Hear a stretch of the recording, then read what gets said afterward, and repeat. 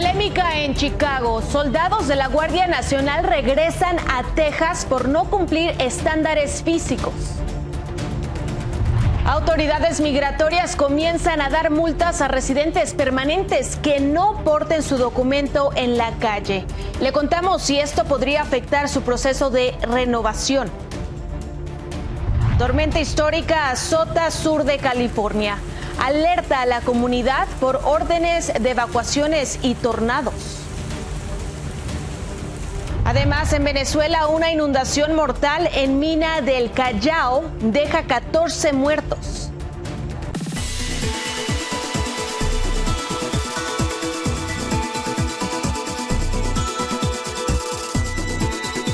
Hola, ¿qué tal? Muy buenos días. Yo soy Lisette Ceja. Bienvenidos a una emisión más de Noticias 24 Horas. Gracias por acompañarnos. Comenzamos con la información, pues la llegada de la Guardia Nacional a Chicago sigue generando polémica. Algunos soldados enviados desde Texas fueron regresados no por su desempeño, sino por no cumplir con los estándares físicos que impulsa el secretario de Guerra Pete Hegseth. María Teresa Saravia nos cuenta todos los detalles. 200 elementos de la Guardia Nacional llegaron hace unos días a Chicago provenientes de Texas, pero no todos se quedaron. El problema, una razón de peso.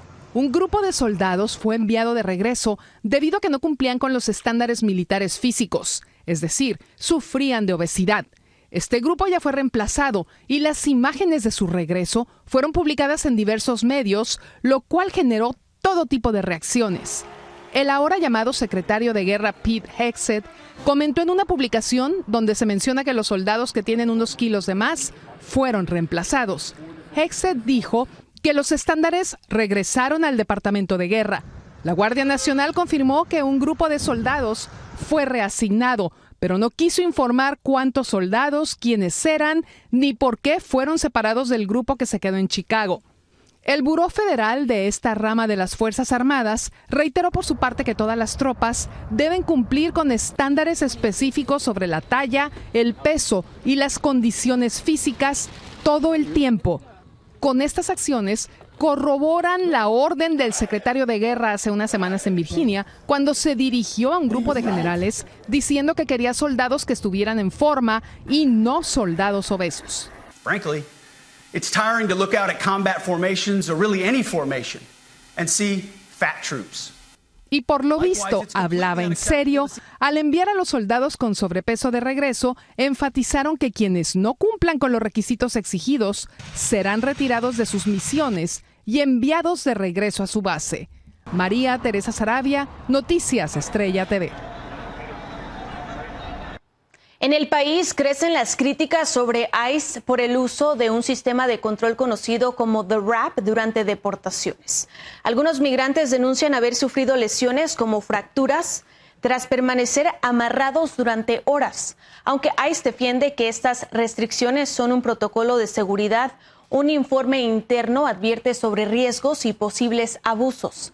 La agencia The Associated Press identificó al menos una docena de muertes relacionadas con el uso de este dispositivo por parte de la policía en la última década. Y precisamente cada vez más inmigrantes optan por salir voluntariamente de Estados Unidos ante la intensificación de los operativos migratorios del gobierno de Trump. Se ofrecen incentivos de hasta $1,000 para quienes abandonen el país usando la aplicación CBP Home, mientras se advierte que los que no cumplan podrían ser enviados a terceros países como Ruanda o Sudán del Sur. Entre octubre del 2024 y septiembre de 2025, los tribunales concedieron más de 15,000 salidas voluntarias sin regreso de deportación. Y ICE ejecutó casi 320,000 deportaciones formales. La estrategia de autodeportación busca presionar a los migrantes a irse por su cuenta. Democrats in Congress refuse to fund the federal government, and because of this, many of our operations are impacted, and most of our TSA employees are working without pay. Algunos aeropuertos se han negado a poner el video en el que la secretaria de Seguridad Nacional culpa a los demócratas por el cierre de gobierno. Por ejemplo, un portavoz del puerto de Portland indicó que no pondrán el video porque viola la ley que prohíbe el uso de instalaciones públicas para propósitos políticos. El Departamento de Seguridad Nacional no ha respondido sobre la decisión. Democrats in Congress.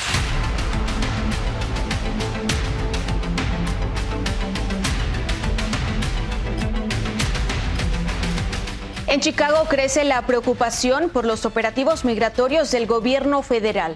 Residentes legales, como es el caso de Rubén Cruz, han sido multados por no portar sus documentos de migración.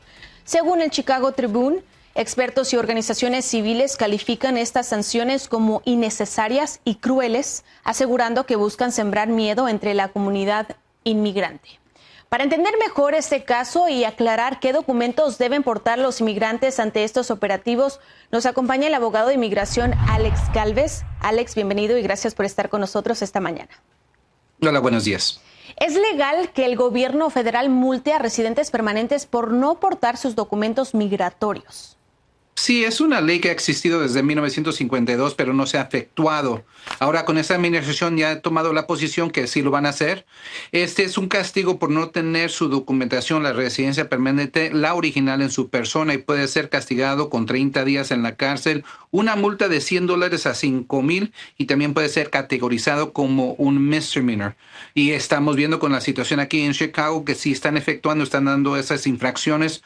Por favor, de aquí para adelante, si son residentes, tengan la original con usted. Si están aquí con una visa, lo mismo. Y si tienen un trámite que está pendiente, su permiso de trabajo, si es que lo tienen.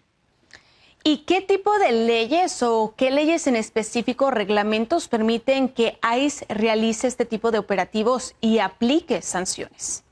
Es la ley de migración, que es el INA, es una ley federal, la pueden efectuar en cualquier estado porque es ley federal, y es la 264E que ha existido desde 1952. No hay ninguna duda que los oficiales de migración sí tienen la autoridad de dar estos tickets, estas infracciones para cualquier inmigrante o residente permanente que no tenga su comprobante en su persona. Ahora, la pregunta que muchos han hecho es: ¿qué pasa si eres ciudadano? ¿Deberías de tener un comprobante que eres ciudadano? Pues por eso existe el Real ID Act. Ya con eso es suficiente, pero también estamos recomendando, para evitar que sean arrestados y que los procesen para determinar si son ciudadanos o no, que tengan la tarjetita de ciudadanía también, si es posible. Abogado, ¿qué derechos tienen las personas, legales o no, si son detenidas o interrogadas por agentes migratorios? Siempre tienen el derecho de mantener silencio, pero también recuerden que también es necesario tener el comprobante de su estatus inmigratorio, si no pueden recibir esas multas. Aunque tienen el derecho de mantener silencio, lo van a tener que detener y mandarlos a un centro para procesar y determinar que si en verdad son residentes o ciudadanos. Y si se comprueba que no tiene ese comprobante, puedes enfrentar esta multa. Si eres indocumentado, le van a poner en procedimientos de deportación.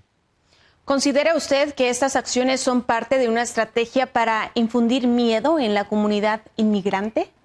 Sí, no hay ninguna duda. Esta ley, aunque haya existido desde 1952, no se ha efectuado, pero es una de las muchas nuevas herramientas que inmigración está utilizando para inculcar miedo y también para que forzar a la gente que tira la toalla, también como acaban de hacer el reportaje, que más y más gente está pidiendo su deportación en vez de pelear sus casos. También la gente ya está muy cansada, pero no podemos tirar la toalla. Recuerden que esta presidencia nomás va a durar 3 años y medio. Tenemos que seguir peleando porque el futuro siempre está en las manos del inmigrante, no de un presidente. Qué bueno que habló sobre eso, porque precisamente esa iba a ser mi próxima pregunta, sobre las recomendaciones, usted como abogado y desde su experiencia, para las personas indocumentadas que busquen protegerse o actuar correctamente ante ICE si se presentan en sus casas o en su trabajo. Sí, absolutamente. Siempre es bueno seguir las instrucciones. Sí, hay muchos inmigrantes que están resistiendo de una manera pasiva. Eso es permisible también bajo la primera enmienda de la Constitución, pero también tengan mucho cuidado. Quiero que sepan que si eres indocumentado y te pones a protestar o una marcha, una manifestación, que también estás buscando el problema, tienes que tomar tu propia decisión, porque aunque existe la primera enmienda del derecho de libertad de expresión, eso también puede ponerte entre la espada y la pared cuando se trata de ICE y detención. Abogado, muchísimas gracias por su tiempo y feliz tarde. A ustedes. Llegó el momento de hacer una pausa, pero no se mueva, porque al regresar Histórica tormenta golpea al sur de California con lluvias intensas y riesgo de tornados. Autoridades emiten evacuaciones obligatorias en zonas vulnerables. Además, en Venezuela, fuertes lluvias provocan una inundación mortal en la mina del Callao, dejando al menos 14 personas fallecidas. Continuamos con temas del clima. Una fuerte tormenta del Pacífico azota el sur de California, provocando lluvias intensas, fuertes vientos y riesgo de tornados y deslizamientos. Autoridades emitieron evacuaciones obligatorias en zonas afectadas por incendios recientes en Los Ángeles y también advertencias en áreas de Orange County, mientras esperan acumulación de hasta 4 pulgadas de lluvia en montañas y valles, con nieve descendiendo a 6,000 pies. Se recomienda a los residentes seguir las alertas y tomar precauciones. Por su lado, un poderoso nor'easter continúa azotando la costa este de Estados Unidos con intensas lluvias, vientos y marejadas. Al menos 3 personas han muerto y miles enfrentan apagones e inundaciones desde Carolina del Sur hasta Nueva York. La tormenta ha causado rescates en zonas anegadas y cancelaciones en vuelos en los principales aeropuertos del noreste, aunque se espera que comience a debilitarse durante la noche. Pasamos ahora a Ciudad Juárez, Chihuahua, donde migrantes que buscaban llegar a Estados Unidos han decidido quedarse en México. Muchos han logrado integrarse, trabajar y emprender, contribuyendo así a la fuerza laboral y adaptándose poco a poco a la vida en la frontera. Salvador Gómez tiene la historia. Salieron de sus países con la intención de llegar a Estados Unidos y Canadá. Por cuestiones del destino quedaron varados en Ciudad Juárez. El llamado sueño americano desapareció y México se convirtió en opción de mejora de calidad de vida.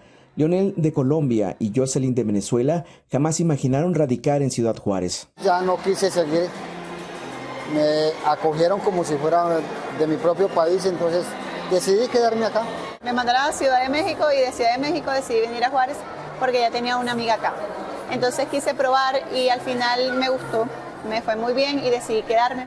Leonel es albañil, pero ahora busca emprender elaborando dulces artesanales típicos de Colombia, como las llamadas cocadas, las cuales busca vender diariamente en los cruceros de la ciudad. En las tardes me dedico a salir a vender a los semáforos. Pues hay gente que colabora, como hay gente que no, pero pues bueno, uno sigue insistiendo, sigue insistiendo. Jocelyn, junto con una amiga, se están abriendo camino en eventos sociales. Ahora dicen que Estados Unidos está fuera de su proyecto de vida. Es una ciudad que me ha recibido de muy buena manera y las personas para mí son extremadamente amables. Y aparte de eso, hay demasiada oportunidad de negocio.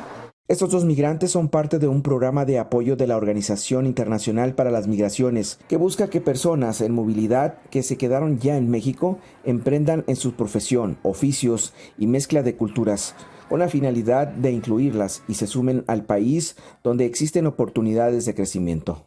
Sus necesidades precisamente son integrarse, ¿no? Integrarse a la comunidad, acceder a un empleo, poder incorporar a sus hijos a la educación. En Ciudad Juárez aún permanecen alrededor de 800 migrantes en los poco más de 30 albergues en la ciudad, donde poco a poco se han posicionado en algún trabajo después de regularizar su estadía en el país, a poca distancia de Estados Unidos, que era su objetivo. Ahora aseguran, echarán raíces en este país. En Ciudad Juárez, Salvador Gómez, Noticiero Estrella TV. Gracias, Salvador. En Venezuela, al menos 14 personas murieron en una mina del Callao tras intensas lluvias que provocaron inundaciones dentro de los pozos de extracción de oro. Testigos describen cómo el agua emergió como un volcán atrapando a los mineros. Las operaciones de rescate buscan bombear el agua y recuperar los cuerpos. Este incidente refleja las condiciones peligrosas y poco reguladas de la minería en la región, donde gran parte de la población depende de esta actividad para vivir. Cuando empezó a llover normal, no había crecido el río, no había crecido, eso fue de repente 3, 4 horas de lluvia, ya cuando habían pasado más de 4 horas, fue un volcán de agua de abajo para arriba, todos los barrancos. Habían 3 barrancos en producciones que fueron los panas que cayeron abajo. Cambiamos de nota. 2 activistas venezolanos que habían escapado de la persecución fueron blanco de un ataque por posibles sicarios en Colombia. Y desde Bogotá, Carolina Gómez nos cuenta cómo el atentado ha desatado una ola de condenas de grupos de derechos humanos y hasta de María Corina Machado. A pesar de haber huido de la sombra de la persecución ideológica en Venezuela, el eco de la violencia los alcanzó a plena luz en Bogotá. Los venezolanos Luis Alejandro Peche y Yendri Velázquez, defensores de derechos humanos y activista LGTBIQ+, salían de su residencia en el barrio Cedritos cuando fueron atacados a balazos en el norte de la capital colombiana. Desafortunadamente, 2 personas de nacionalidad venezolana resultan lesionadas por varios impactos de arma de fuego en sus extremidades inferiores. Según la policía, el carro de los sicarios habría salido del mismo edificio minutos antes del ataque. Inmediatamente tenemos características de este vehículo, activamos el plan candado de la jurisdicción, logrando la ubicación del mismo en la localidad de Suba. Dentro de este vehículo fueron halladas las 2 pistolas que habrían sido utilizadas para cometer los hechos. Estamos haciendo la trazabilidad para lograr la identificación plena de estas 3 personas que al parecer habían participado y se dieron a la huida. Los primeros en reaccionar fueron la Defensoría del Pueblo con un comunicado rechazando el ataque. A ellos se unió la Nobel de Paz María Corina Machado, afirmando que denuncio y condeno el atentado perpetrado este lunes en Bogotá contra los activistas venezolanos de derechos humanos Yendri Velázquez y Luis Peche, perseguidos en Venezuela por la dictadura de Nicolás Maduro. Y el presidente Gustavo Petro afirmando que toda la ciudadanía que quiera asilarse en Colombia será bien recibida independientemente de sus ideas y que se ampliará la protección de los activistas de derechos humanos de cualquier país del mundo en Colombia. Ambas víctimas fueron trasladadas al Hospital Reina Sofía, aquí en la capital colombiana, a pocas cuadras donde fue el atentado. Los médicos informaron que están estables, aunque Velázquez tuvo que ser operado. En Bogotá, Colombia, Carolina Gómez para Noticias Estrella TV. Pasamos a Bangladesh, donde un incendio en una fábrica de ropa y un almacén de químicos en Dhaka dejó al menos 16 muertos y varios heridos.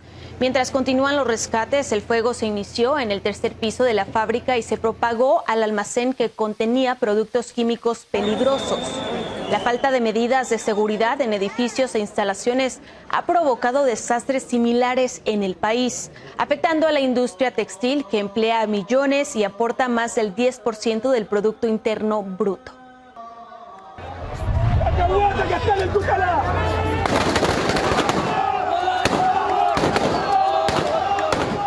Hamas reafirma su control en Gaza tras ejecuciones públicas de presuntos colaboradores, mientras el cese al fuego con Israel enfrenta violaciones, violencia residual y retos humanitarios.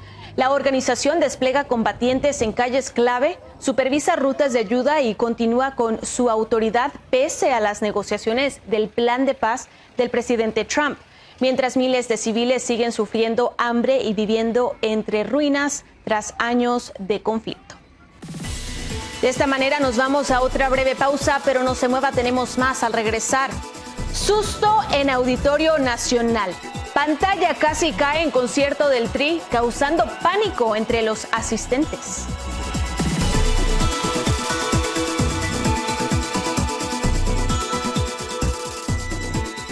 Y tras las intensas lluvias que azotaron Veracruz, se viralizó un video que muestra la indignación de los residentes de Poza Rica contra el alcalde morenista. Escuchemos.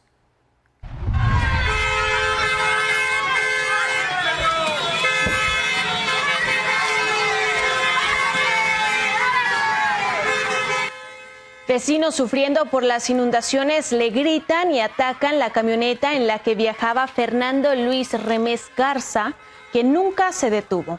Uno de los reclamos fue que no los alertaron para ponerse a salvo antes de que se desbordara el río Cazones.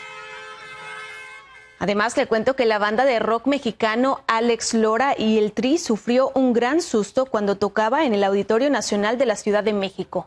Pues una de las pantallas gigantes a un lado del escenario comenzó a caerse parcialmente y aunque no colapsó por completo, el concierto tuvo que detenerse.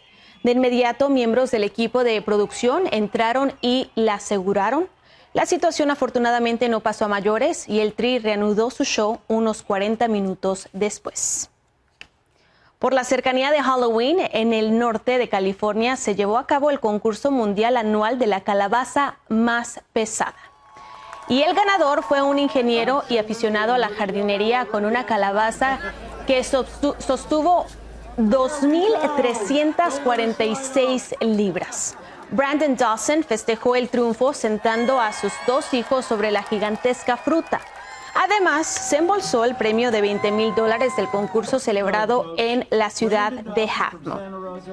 Y quiero invitarlos a ser parte de nuestro equipo de reporteros. Si vive en el área del sur de California, descargue la aplicación Now News escaneando el código que ve en su pantalla y comience a enviar sus videos, gane puntos y premios con Now News. Fue un gusto haberlos informado. Hasta la próxima.